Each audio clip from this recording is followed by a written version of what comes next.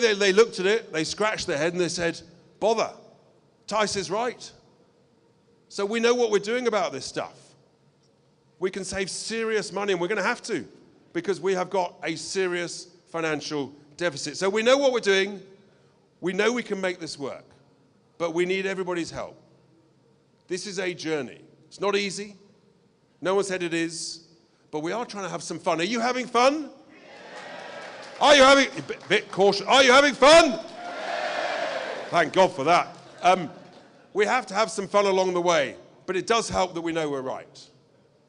And we believe, I believe, and I think you believe, that we can turn this round.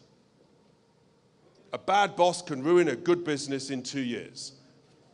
But a good boss, the right leaders, the right managers, can turn round a business in 2 to 3 years. And that, folks, is what we grasp. That's what we hang our belief on, our confidence on.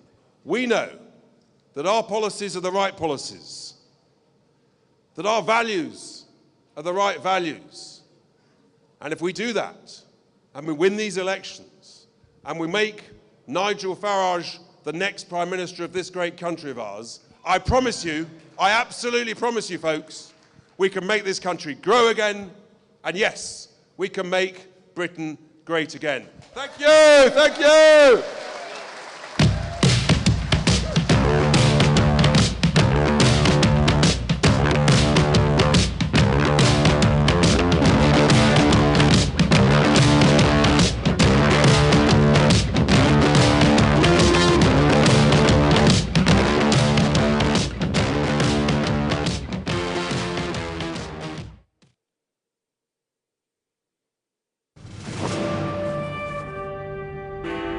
I now call the leader of Reform UK, Nigel Farage. We are the new kids on the block. We have no experience in this Parliament whatsoever, even though some of us have tried many times over the years previously to get here. So we can't judge you from working in this place, but we can judge you from the way the outside world sees you. Believe me, folks, this is just the first step of something that is going to stun all of you. Thank you very much. Nobody on the front bench has ever worked in private business. Nobody on the front bench understands what genuine risk capital is. Hard work is the only way anybody succeeds individually. And hard work is the only way we're going to have a chance as a country to turn any of this around. We are in much deeper trouble than anybody on either front bench dares to admit. You know, for a Labour Party that couldn't define what a woman was, couldn't define what a working person was, well, after today I'm pretty convinced they can't define what economic growth is. We believe that a society looks after its weak, but encourages everybody else to do the very best it can. We don't care about skin colour, we don't care about orientation, we care whether you share the values of this country. We care whether you obey the law, and we'll judge you on who you are. We'll judge you on who you are as a person. Isn't this what everybody wants? Is that what we're going to fight for? Can we make history? Are you going to be part of it? Thank you very, very much indeed.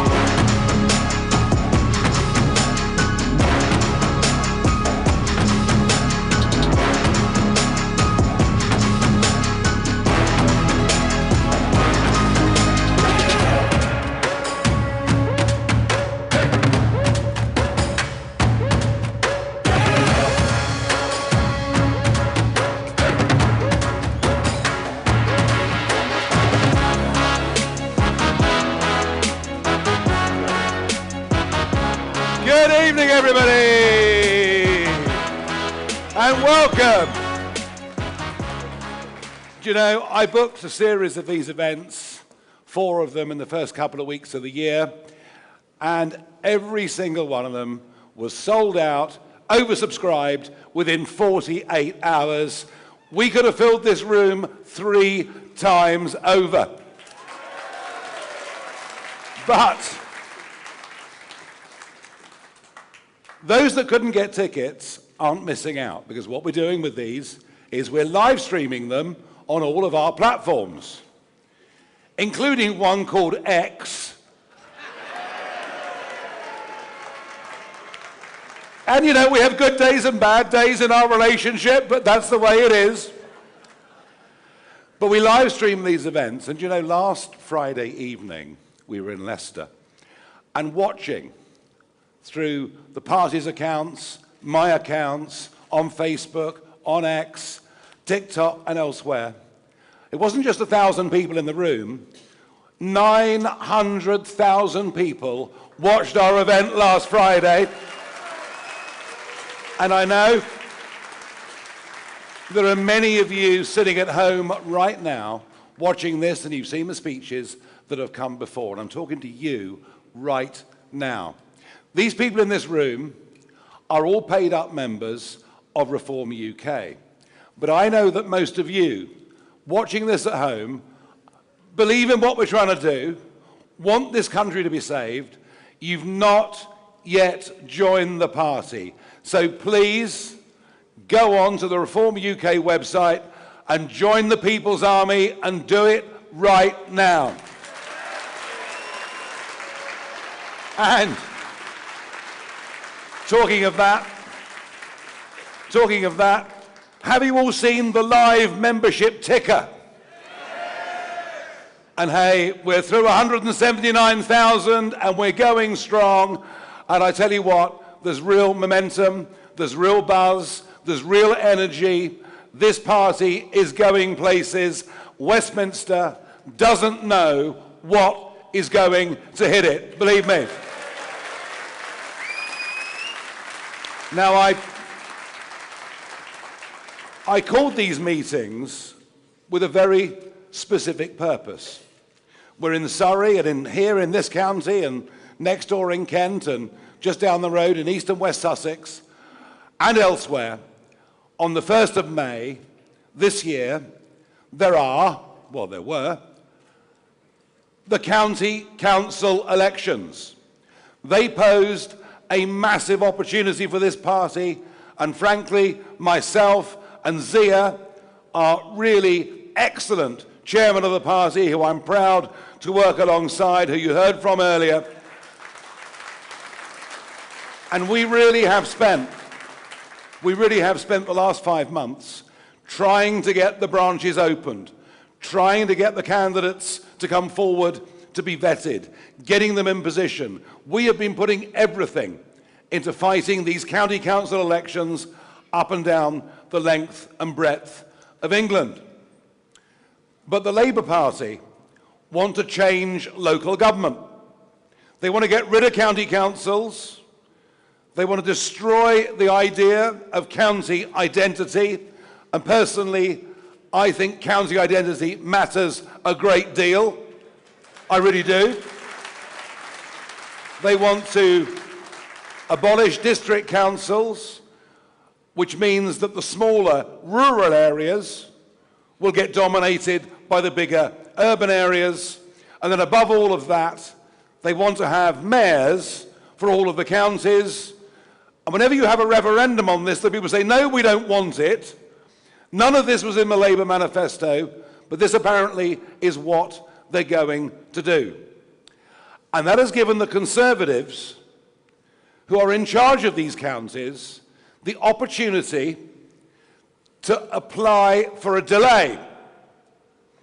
And would you believe that Kent and Surrey and East Sussex and West Sussex, all the counties in this area, a total of 14 county councils and 2 other councils, have applied to the government to have their elections delayed. And I called this meeting to get people here to get us ready and organised for May the 1st. I thought only dictators cancelled elections. And yet what we see, frankly, from the Conservatives, they know that reform are coming for them. What they have done today is an act of political cowardice. It is denying people their democratic rights, and frankly, I'm angry. I think the whole thing is a complete and utter disgrace. I really do.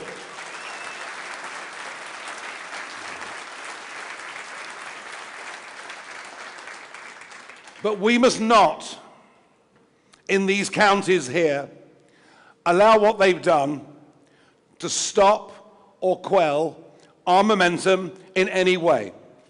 We've got to go on building branches. We've got to go on getting candidates out in the field. We've got to go on putting leaflets through doors. We've got to go on building data. We've got to go on being engaged and involved in local issues and with local media. Do you know something? When these elections do finally come, they'll be in for an even bigger shock, because we'll be bigger and better organised and stronger, and we'll get even more votes than we would have done on May the 1st this year.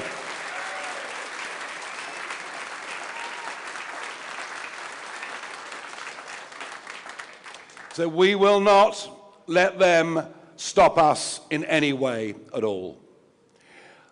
I came back into politics on the 3rd of June this year, having had a short time out. I'd spent over 20 years in the European Parliament. I'd kind of set my life on getting us out of the European Union, of getting back the independence and self-governance of this country. Everybody told me that it was impossible. Everybody told me that I was wasting my time. People thought I might be drinking too much. I don't know. But you know what? Through sheer guts and persistence, and through the backing of thousands of activists, we achieved that goal in 2020, and we did get back control of our country.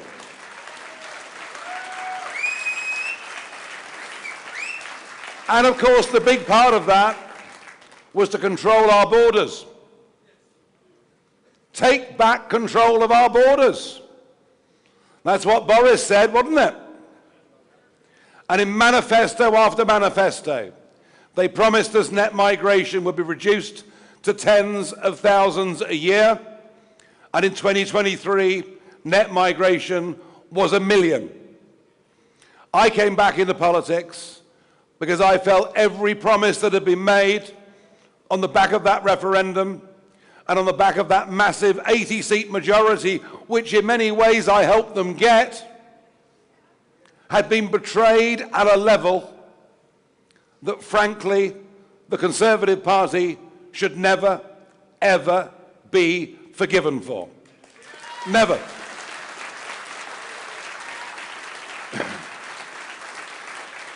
And I could see that we were in societal decline. I could see that we were in economic decline. And frankly, as bad as the Conservatives were, it seemed to me that Labour would be a little bit worse. Now, I got that wrong. They're a lot worse. But they're not really, are they? Because whether it's the net zero policies that Richard was talking to you about earlier, giving our industries the most expensive electricity in the world, closing down manufacturing in our countries, to the lunacy of what happened this Wednesday, when we weren't very far away from the lights going out, because we rely on wind energy. And sometimes the wind doesn't blow. In fact, the wind is not going to blow for the next 8 days. We're going to be reliant on importing electricity from Europe and from Norway. But when it's cold there, they want their own electricity. Because you see, there are countries in the world that put their own people first. Not us, obviously. And you can blame mad Ed Miliband for all of this, but who started it? It was Boris, but Theresa May above all. That piece of legislation that was pushed through was done by Theresa May. In reality, we've got a uni party. There isn't much to choose between them. And we are the radical alternative. We are the people that believe, even though this country is in deep and desperate decline, that with the right leadership, with the right belief, we can turn this round and we can get back some common sense in our lives and a country that once again understands you have to help business, not harm business. You have to encourage hard work. You have to applaud success and have a tax system that keeps your best and brightest people here paying taxes, without which we don't have a good education system, a national health service, or a care service of any time. And we're that party. We have a positive vision. We can make this country far better than it is, and that is what we intend to do.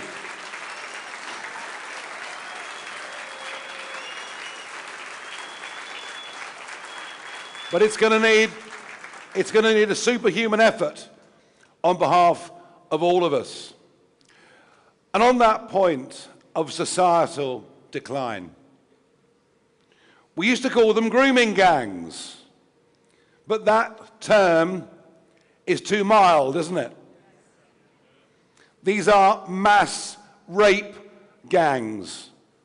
What has happened and the scale on which it's happened seems to be almost incalculable. Charlie Peters, the investigative reporter for GB News,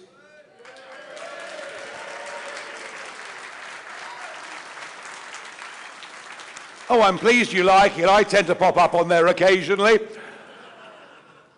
But Charlie now says he has documented evidence that that mass rape has happened in at least 50 towns. And there's nothing new about it. It's been going on for decades. But because of the two-tier approach that we take in Britain, two-tier policing, two-tier justice, we treat some communities very differently to other communities. Better, it would seem, that poor young white girls suffer rather than expose the truth and offend a group, mercifully a small percentage, but a group of Pakistani males. That is what's happened. That is why social services turned a blind eye, why the police didn't prosecute. Who knows? Maybe this even goes as high as the Director of Public Prosecutions in his early days. I don't know. It also seems to me that the motivations for much of what happened were purely racist motivations. They keep calling us racist, but it looks like the truth is the boot was on the other foot. But we can speculate, but don't we deserve to know the full truth? Don't we deserve to know the extent of this across our country? Don't we deserve to know how long it's been going on? Don't we deserve to know how many of those young women have been abused? And don't we deserve, just as importantly, to find out who the guilty men and women are that perpetrated a cover-up for what I think is one of the greatest evils that has ever happened in our country. And Keir Starmer apparently doesn't want to have an inquiry. He says we've had one already. It's called the J Inquiry. It is 459 pages long. It barely touches on grooming gangs and mentions Rotherham just once. It's a whitewash as far as this is concerned.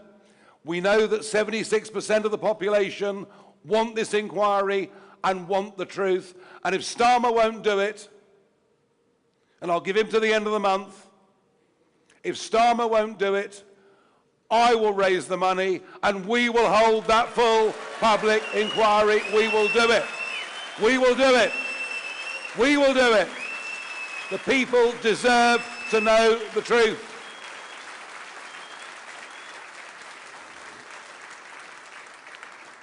And I also talked about economic decline. Well, we're getting poorer. Funny thing, isn't it? The more immigration goes up, the poorer we become. It's truly incredible that of the last 2 million people that came into Britain under a Conservative government, those that came in from outside the European Union, of those 2 million, only 16% are working. Only 16% are earning and paying tax. The rest effectively become a burden on the state. We need some frank, plain speaking. And I say that as somebody and a party that I lead. We want no truck with extremism of any kind at all. We don't actually care what colour you are. We don't care what gender you are.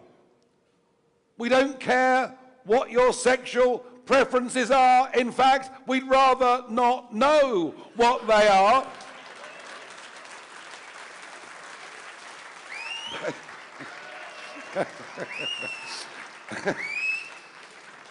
But we want to live in a country where everybody is equal and people are judged regardless of who they are or what they are, on how they behave and whether they share the values that the rest of us share. Let's have a society of genuine equals.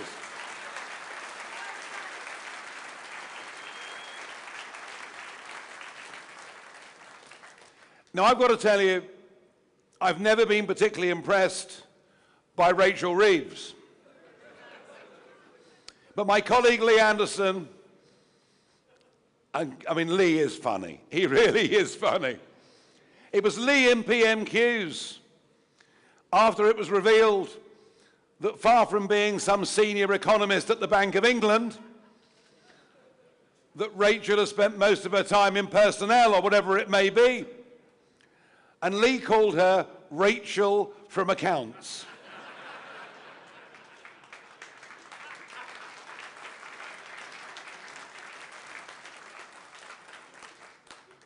Folks, I promise you, when it comes to handling the economy, they haven't got a clue.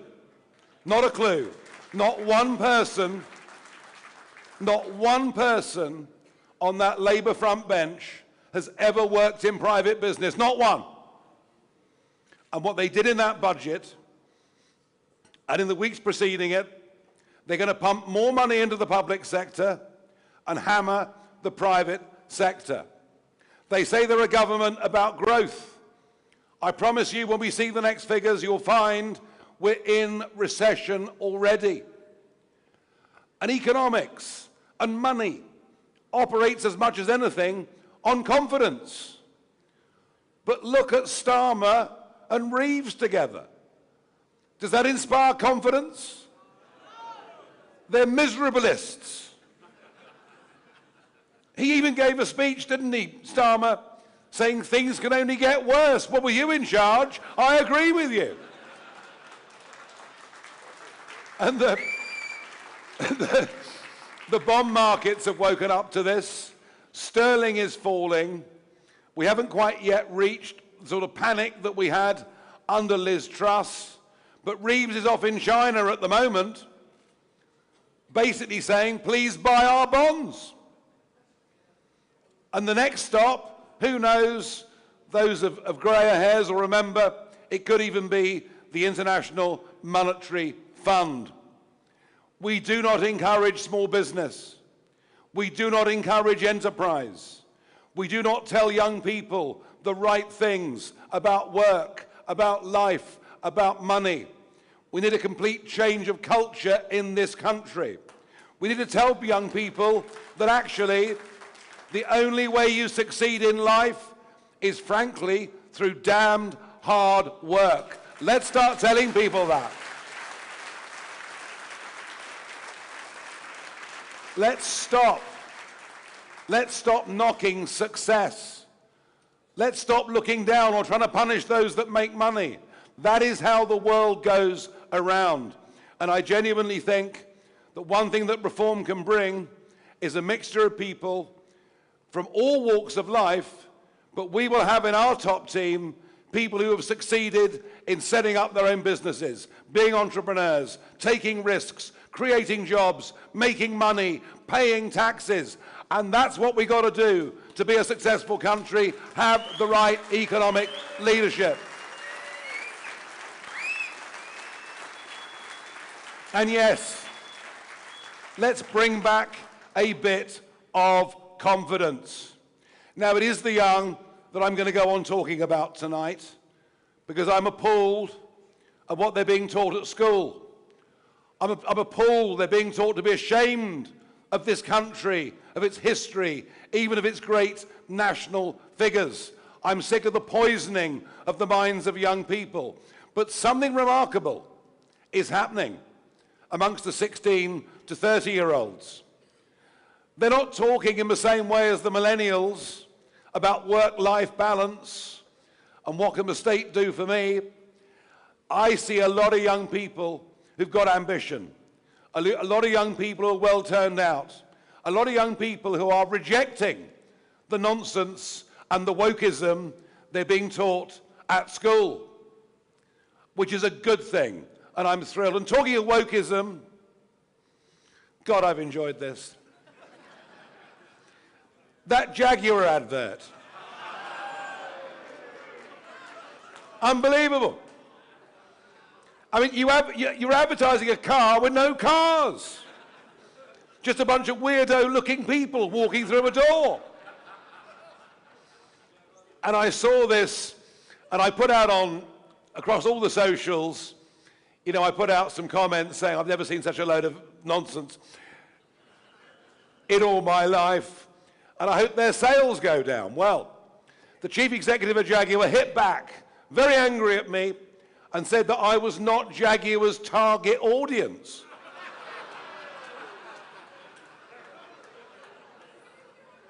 I would have thought with gin and Jags, I thought I was the perfect target audience for a Jaguar, but anyway, the good news is their sales figures came out yesterday, and in the last quarter they've fallen by over 25%. Go woke, go broke. That's got to be the message. And the same applies to my friends at National Westminster Bank as well. But this is the nonsense that is not just in the public sector, it's in the big corporate sector as well. And these are the things that we will stand up and fight back against. But on this theme of young people, we've now got young people joining this party. I've got 1 million followers now on TikTok, nearly all young people. And it's with young people, and you know, the People's Army, you can all do your bit. And I hope you will all do your bit. But we need lots and lots of young legs, don't we, out there campaigning, helping us. We need that youth and energy. And I'm pleased tonight to introduce you to one or two of them. I'm going to begin with a man called Robin Hunter Clark. He was, a few years ago, the youngest councillor in the country. Since then, he's gone on and qualified as a solicitor. And last year, he was one of the few Conservative gains in local elections that happened all over the country. But tonight, I'm not sure he's told the Conservative Party this yet,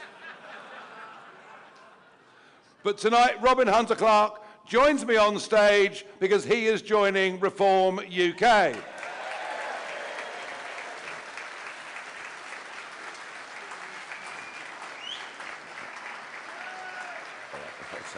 Good. Stuart, one picture.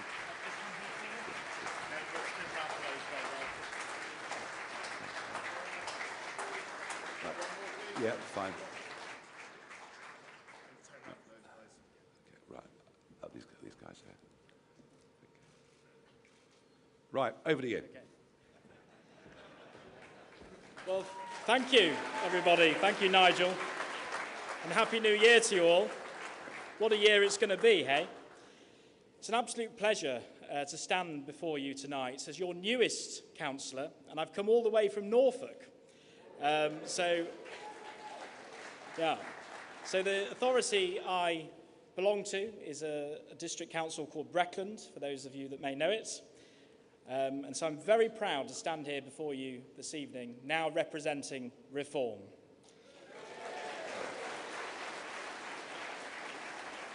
Deciding to make this move was not an easy one.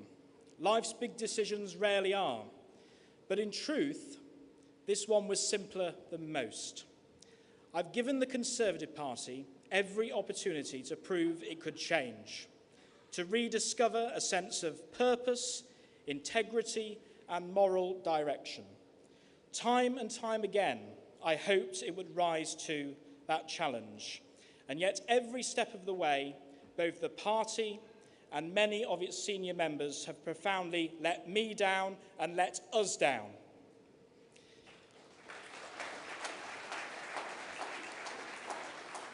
Ladies and gentlemen, much has been said recently about the Conservative Party dying.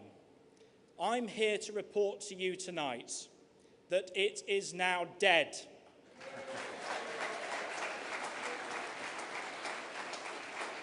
In fact, I checked for a pulse before I left it, and I can confirm it's not just dead, it's been embalmed, buried, and forgotten.